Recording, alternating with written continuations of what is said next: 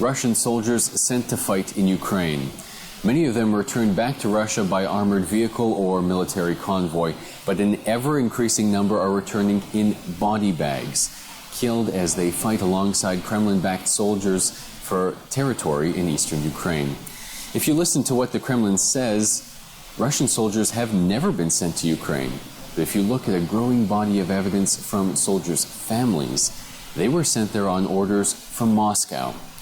In today's press review for Ukraine Today, we take a look at The Guardian's in-depth piece detailing the stories of young Russian men that have gone to fight for Russia in Ukraine's east.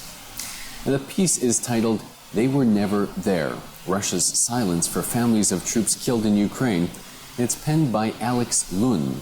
He writes, "State-controlled television has occasionally reported on the deaths of Russian volunteers in Ukraine, but any discussion of servicemen being deployed there remains taboo."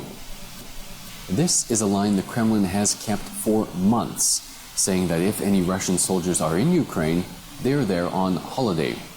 Despite a wealth of evidence that active-duty Russian soldiers have been in Ukraine, including 10 Russian paratroopers captured in Ukraine in August, NATO satellite photos showing tanks crossing the border, and a rash of secret funerals of soldiers across Russia, the Kremlin has denied it has deployed troops to help the pro-Russian rebels.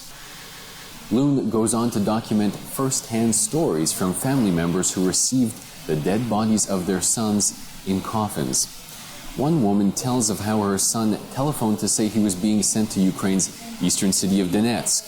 10 days later, his body was sent to her in a coffin. Lun writes, "Those wounded in eastern Ukraine and the families of those killed have been told to keep silent about their service there," according to soldiers' rights activists. The regional deputy in the Russian city of Pskov has said that families have been receiving benefits for dead and injured relatives only on the condition that they keep quiet about what happened, creating an atmosphere of fear. So if a Russian soldier goes to Ukraine, fights, gets injured, he has to keep quiet or risk losing millions of rubles in benefits. Families whose sons are killed in Ukraine are forced to keep quiet or risk losing benefits, including an apartment and a monthly payment from the government. But even in the face of enormous pressure from the Kremlin, as the Guardian article shows, soldiers' families are now speaking out about losing their sons in Ukraine while on official Russian military duty. That's all from us here in Kyiv. Join us again tomorrow for another in-depth press review.